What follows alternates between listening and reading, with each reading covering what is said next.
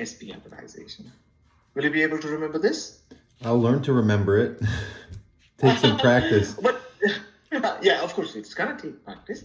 But did you understand that? I understand the concept, very clearly, sure. specifically mentioning that. Yeah, I understand what now, the best way to work on this is to actually work on a problem and then define the hybridization of each. Let's look at this. I'm showing a molecule here, and that molecule contains all different types of hybridized carbons. Let's look at this and recognize what kind of hybridization each carbon is undergoing. Let's look at first this carbon. Yes, please. What do you think? This carbon. What kind of hybridization is expected here? I'll just, where is it? I'll just make, I'll written that. The bonds and hybridization here. Yeah, this is for your reference. Yeah. Well, yes, I'll guess and say that it's, if there's a carbon single bond present, it's sp3 hybridization. There we go. Okay. Wasn't that difficult? That's relative to the situation, Dr. Swapnil. You seem a little overwhelmed due to this kind of information. With this, yeah, this is my overwhelmed state. You can sense that I'm thinking a lot more than giving feedback today. Believe me, you will automatically understand if you spend a little bit time on recapping what we learned. Absolutely. After every class. Yes. It will help you a lot, and you will gain a lot of confidence after this. Yes. Okay? Don't worry, this is not like a rocket science. Yeah, literally speaking, it is a rocket science because this is what the rocket science looks like. But it's quite easy to understand. I'm trying my best to make it simplified as much as possible. And still, if you are unable to understand, let me know. I'll try to make it further more simplified version. Okay, here we go. Yes, please. What do you think? What kind of hybridization this carbon would do? That would be an sp3 as well. Yes. It's a single carbon single bond present. Yep, that's absolutely right. Okay. Go for this one. Bond. That's going to be sp2. Fantastic. You see, you're giving answers, then why you feel a little overwhelmed? Because I'm checking my notes. That's okay. That's okay at the beginning. All right. How about this carbon? Let me see. That's going to be an I'm sorry. That's an sp2 as well? Fantastic. Yes, that's absolutely right. How about this one? Well, it has double bond to hydrogen. So. Are you sure? This carbon is forming, I believe, all sigma bonds, all single bonds. There is no double bond here. Oh, it's the same as the first. It's sp3. Yeah, it's the same. Where did you see the double bond? I was some reason looking at the two. It wasn't a double bond. I just in my head saw the two hydrogens and I combined them. They're two separate bonds. So then sp3. Okay, go for this one. That's going to be okay. That's going to be an sp bond because it's a triple. Sp carbon. It's a sp carbon, not a bond. Sp carbon. Oh, sp carbon. Okay. Yeah. Bond cannot be defined as sp or sp2 or sp3. The carbon's hybridization state can be defined that. Okay. And that's go for this one. That's an sp as well. Sp carbon. Correct. Sp carbon. Perfect. Yes. That's absolutely right. Okay. I'll still take a few more problems and I'll give you some practice as well. Okay, let me mark this.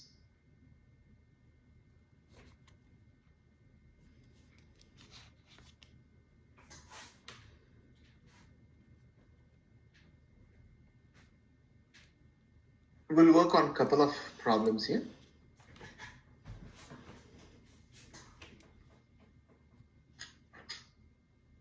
Yes, please.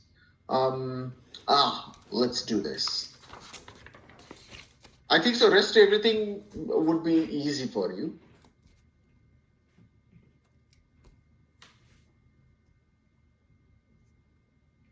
Yes, please. This carbon. Could you please tell me what is the hybridization of this carbon? That's a double, so that's an sp2. Yep. Yeah, it's a double. It's a double sp2. Perfect. Yes, please. This one. Which one? I'm sorry. I'm sorry. I'll just take this. Yeah, this one. That's an sp2. Okay. Now, this particular carbon is called as an alene carbon. Okay. This carbon is an alene carbon. It's a special case. Can you please spell that This for will me? be sp. Okay. Yes.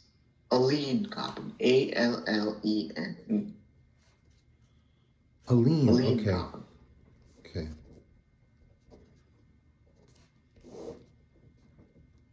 And that will be sp hybridized. It's the only case where this is the only exception. Same is here as well. This is also alene and sp. And what is the how about this reason? Would that be an sp as well, since it's similar? Oh, and the one underneath is sp2. I'm sorry, I was looking at the prior one. Yes, it's sp2. Yeah, exactly. That is sp, no doubt about it. How about this? I'm sorry, I can't see where you're pointing. It's exactly the same line. Yeah. This one. With the arrow? Oh, there it is. Okay. Well, that would be an sp as well if it's set up the same way as the prior molecule. Perfect. Yes, that's absolutely right. So this is your sp. What makes See, it an you got sp? it already. What makes it an sp though? If it looks like a double bond, why is it an sp, not an sp2? It's a double bond with the oxygen and double bond with the carbon. Now think of it, when an sp hybridized carbons, why it is required to have an sp hybridization. I'll just show you here. It's a double bond and a double bond, okay? Now, one of the pi bond is formed with this particular overlap. And on the other side, this carbon is, let's say, forming a double bond with oxygen with a pi bond here, or a p orbital overlap here. And if this carbon is forming a double bond with the other side, it will overlap with this particular p orbital. That kind of a sidewise overlap is not possible unless and until you have a sp hybridized carbon in the middle. Is it based on the geometry as much as the strength, or is it just the shape, the geometry? Just the shape would be more that dictates this. Define that. Okay. Yes. Okay. Yes, please. What do you think of this particular carbon? I'm sure. Yeah, this one. That's a double. That's an sp. Would that be an sp2? Yes. Okay. Easy peasy. Okay. Okay. That's good enough. Rest of I think so you can work on this. I'll take one more. Okay. Nemotine. This is a particular molecule called nemotine. I like that shape. That's an interesting configuration. Cool. Yeah. Nemotine is basically a compound. It was first isolated from a fungi, Poria tenis and Poria croticola in 1940s. And this showed a potent antibacterial activity. They actually extracted this from fungus and tried to explore that as an antibacterial activity. However, its structure was not verified until it was made in the laboratory, which is like almost 20-30 years before. So determine all the hybridizations of the carbon atoms in nemotine. Okay. So let's take one by one. So that's going to be sp3. Oh, how and why? Oh, I'm sorry. I'm looking. Yeah, so that's going to be sp because it's a triple. Exactly. Would that mean Good the job. next one is SP3 as well? Not, I mean SP, not SP as SP3. well? It's not SP3 Yeah. because I'm looking Yes. at the single bond next to it. That's the same. And what about this? Would that be SP? Yeah. Yes. All of them. Well, down that chain. All of these will be SP. How about this? Well, that's going to be an SP3. No, Wow. there's a double bond there. I'm sorry, that's going to be an SP2 because that's a double there. Yes. See, it tricks you a little bit. So you disregard the single bond. You're going to just... Yeah. Okay. And this is an allene, isn't it? Yes. It's allene situation. So this would be SP again. Although it's forming a double bonds, but still it will be SP. Okay. How about this carbon? Okay, that's an SP3, correct? Fantastic. Okay, Yes, that's yeah. absolutely right. And that's in a Good ring. job. That's in a pentene ring there. Is that? Yeah. Yeah. Okay. Yeah, you can say cyclopentyl ring, so sp3.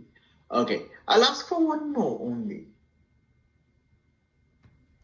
Yeah. That's going to be an S. What's that word? I'd say it's an SP. An S. Is it an SP2? No, it's an SP. Yeah. Oh, it is an SP2. I'm looking. sp2 because it's a double bond. Yeah, I keep for some reason adding the other bonds, but I should disregard them for the. Yeah, I look at the other one in my head. I add them. I don't just ignore it. And that can be like you can get rid of that thought process if you practice. Okay. So before our next lesson, if possible, could you please go over rest of the problems and try to solve those hybridizations in this particular question? Okay. If possible. Okay.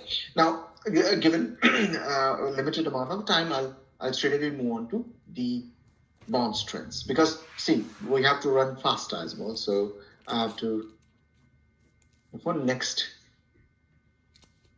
particular concept, we'll talk about the bond strength and bond lengths.